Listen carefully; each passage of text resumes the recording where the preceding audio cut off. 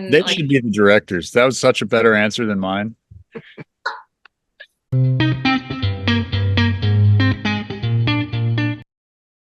Great to chat with you all. It's a real privilege. The film is so much fun. Wild and Wicked is Wild-Eyed and Wicked is exactly what its name is promises. No, so it's so much fun. Thank you all so much for taking the time. Thanks for having me. Thank you, sir. I appreciate it so much. Gordon, let's start with you. Where did this film come from? So this film was sort of a triangulation of a few things, actually, kind of came from a few places. The first was I wanted to do something medieval, even in modern times, even with all the limitations of independent filmmaking. I wanted to do something, with that medieval flavor. I also wanted to do something on my family's produce farm. So already we're at an interesting thing. We're like medieval, modern, farm, Pennsylvania, which is where I am right now. And then I also wanted to bring um, a lot of the subject matter from so many conversations with my wife. She's been a long time in medicine and works on the whole patient and building paths to recovery. And she has enormous wisdom about human beings and human insights. And we kind of, from her own life and from others. And so, yeah, it's kind of a triangulation of a lot of things. I love that because yes, it feels like there's a number of things going on within this film or coming together within this film. It's such a unique project. It's horror, but I want to say psychological. I don't just mean it's a psychological horror. I mean it's actually a psychological film as well, covering some important issues. Stefanie, Michael, what was it that attracted you to the roles? for me, first, like reading the script, I think you just mentioned it. It's like it's a horror thriller, but it's a number of other things. It checks so many boxes in terms. It's also like a really deep family drama. It's about the psychology of humans. It's fantastical. So that was really exciting to me to get to work on a film that was so multifaceted. Um, and then the challenge of playing a really flawed human is always really exciting for me. And then without spoiling anything, getting to do some crazy things in the woods. That was a perk too. Yeah, I was really drawn to Stephanie was talking about I don't know how you phrased it, was sort of a negative character, a bad character. And um he's not a bad guy, but he's screwing up. And how do I maintain and bring the reality of somebody who's he's kind of the he's kind of the heavy, he's kind of the bad guy, but these are real things that happen to a lot of people. You have regrets about some things that you did raising your kid. I bet pretty much every parent does. And then now how do you adjust? How do you take it from there? And that I felt was uh, I like richness, and I don't like things to be just black and white. And I thought that this character of Gregory, the father, was a lot of ambiguity there to explore. Yeah, yeah, yeah, and ambiguity in terms of like the horror, not ambiguity in terms of the horror, but like I love horror films that have like a real emotional reality, like emotional reality to them. And I think just to pick Ah, back on like yeah. what initially drew me to wanting to do this film was that like it's a monster, but it's also like the confrontation of trauma. It's like Yeah. you Mm. know, own personal demons, and I love horror films where those two meld together.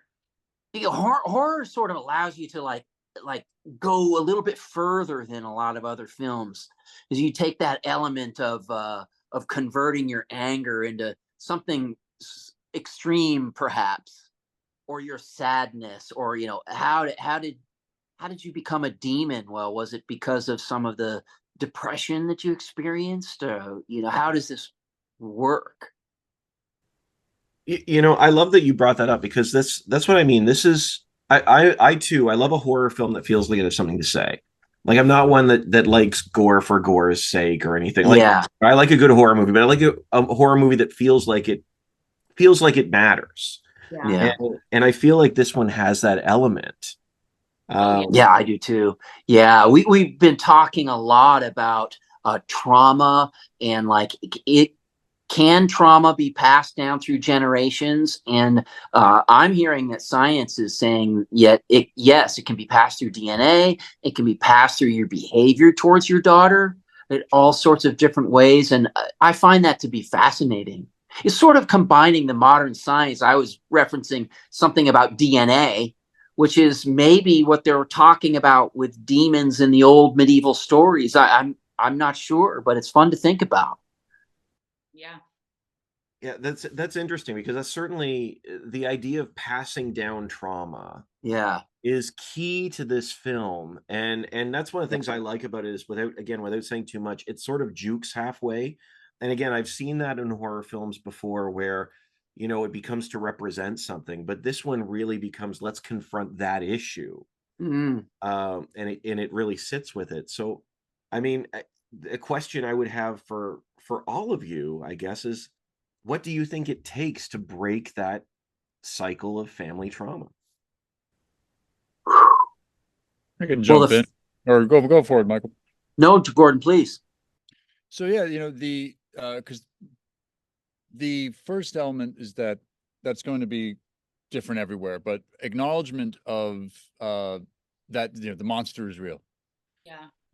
is a part of that comes from my wife, and it actually comes from our producer Patrick. One of the things is that early on when I was writing it, we're kind of getting into spoilers, but that's fine, it's okay.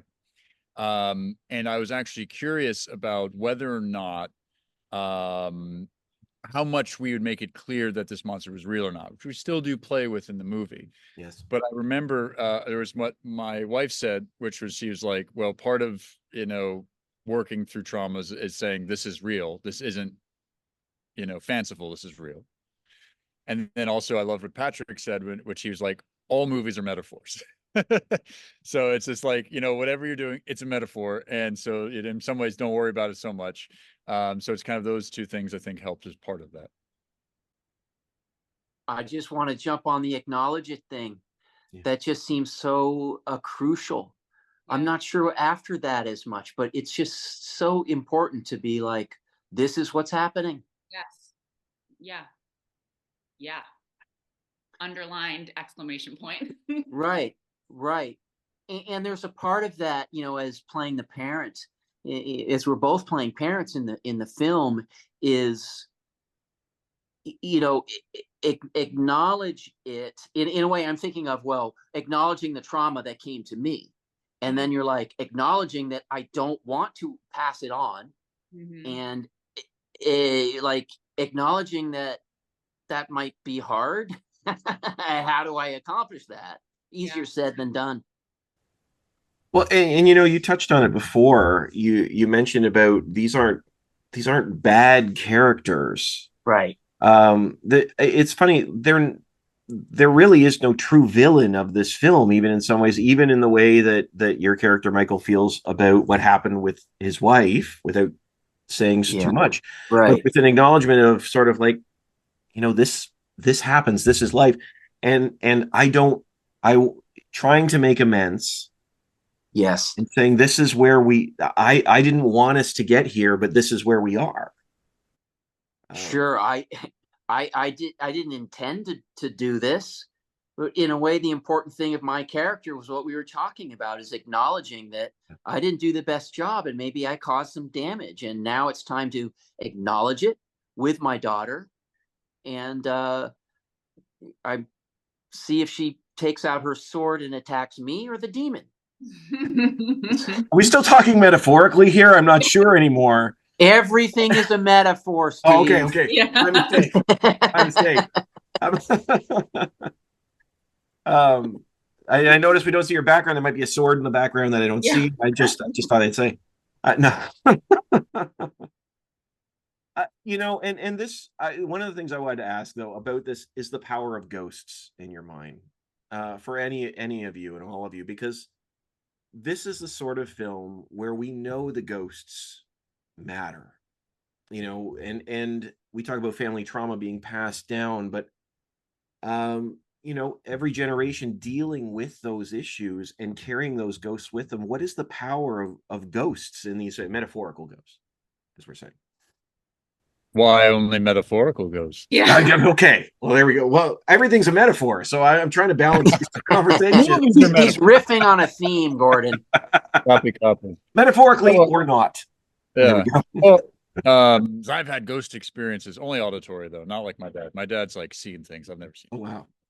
No, yeah, I've had absolutely auditory experiences. So has my wife. So, and again, that's a whole other. Now, if you want to start a tangential conversation, there's a tangential conversation. But no, what you really mean are talking about ghosts of the past, which is again very much a big part of the story. Absolutely, and that's why I needed people like Michael and Stefanie, who are really the representation of their characters pasts and what's bringing into the now, because Sylvia is both exists in the past and in an interesting way in the present. So yeah, and I think I've said this in interviews, but I'd say it again, which the biggest pleasure of a director is that when you cast something so right, I like it's like you're saying, stand a little more to the left, stand a little more to the right, you missed your mark into the light. It's like you're not like, all right, let me tell you about this character and how this works. Like we'll talk about maybe some backstory stuff that's as a writer in the head that's not on the page, but that's still mostly up to them and what they create, which is again, so when I get to work with people like at this level, it's so I'm mostly like a little louder, a little softer, you forgot this line. It's easy mode. Think for me, thinking about ghosts of the past, like especially of like familial trauma that is passed down, without spoiling too much of the movie, I think for me, the significance of the ghosts in this film are like, well, there's the confrontation that and the acknowledgement that they're real, and then that they're not that they're multifaceted, right? Like Lily has a moment where she, oh God, I don't want to spoil anything, but I'm confronts the demon. It's just like, this is not who my mother was. And I think that's so important because, like, yes, Sylvia had these dark aspects to her personality, and maybe they are manifest in this demonic vision, but that's not all of who she was. And I think in confronting the ghosts of our past, it's easy to only see them as one thing or to feel them as one thing. But through confronting them, through acknowledgement, through conversations, you can be like, no, yes, they were that and they were something else. And then you're more able to make peace with it. Maybe ghosts are your personification or your embodiment of trauma. Like the trauma that happened to you it happened in the past, but there's an aspect of it that's very much right here in the present. And maybe that's like, again, metaphor or not metaphor, something that's right here. Maybe that's a ghost. Maybe that's trauma. One way of looking at it. Well, and the film talks about, I think the word that is used is nameless fear. I love that. A lot of times when we have a demonic force in a film or something, it's given a very specific name, but nameless fear is more terrifying in some ways. Yeah. And sort of universal too, right? Yeah. Which was come out of anywhere, be anything. And when we were doing that scene, when there's some Latin that's part of that scene, and so I brought in my pa because he would actually know how to pronounce those things. Yeah. And they're like, and it was like I was like, pa, again, I was like, what did I put it? I was like, say it out loud for him. Say this, and he was like, and he was just going this, like he was being like a dad. He was like dad joking. Yeah. Like as we're all like trying to get that scene. Anyway. Yeah, I think that's actually, we have that one on film. I need to put that in some of the behind the scenes. It's like, it's all panicking to get everything done, and my dad just Good joke. outtake. Yeah, yeah. You think you're so smart? Spell it. IT. No. It was that. It was that. There's something about that scene where you're like, we're looking through this Book. very authentic feeling ancient manuscript with it in an ancient language that's obscure to me, and it feels like, oh, these are 1,000-year-old, like maybe enchanted phrases, and just It's a cool. lot of richness there. Yeah, absolutely. Well, I know we're starting to run out of time. It's such a joy to speak with you all, it really is. But what do you hope people take away from Wild Eyed and Wicked? Always such an interesting question. And my first thing is always like, I hope they have a damn good time. I hope you laugh, cry, and pee your pants. You're so scared. No, I hope you scream. That's a much better reaction. In public, it's better. Yeah, and better, absolutely, yeah. So you always want to affect people, and it was cool just seeing this movie when we were at festivals and seeing the physical effects. Like that's always very fun. And because as much as I also do want people to come away with the thinking side of it, what was that all about? And the cerebral elements, of course you want that, because that's all about welcoming people into the world, especially whatever you always want them to come in and interpret, of course, and have room for that. And you want that to be satisfying and interesting, and you also can't control that. So that's kind of, I hope it's effective. I have this thought in my head. If an audience member thinks to themselves, if I have a ghost inside me, or a trauma, whatever you want to call it, that either I'm repressing or it has yet to come out, what might that ghost be? Yeah, I'm gonna echo that, Michael. That's my hope for this movie, is that someone will be like, yeah, what am I carrying with me that is perhaps inhibiting? Yeah. What can I confront? And they should be the directors. That was such a better answer than mine. What sword will I pick up? That was like a way better answer than mine. Yeah. They're all great answers. I appreciate, honestly, thank you so much for the time. It is such a joy to speak to you all. I appreciate it. The film is so much fun. Have a great day. Thank you, sir. Thank you, Steve. Thank you.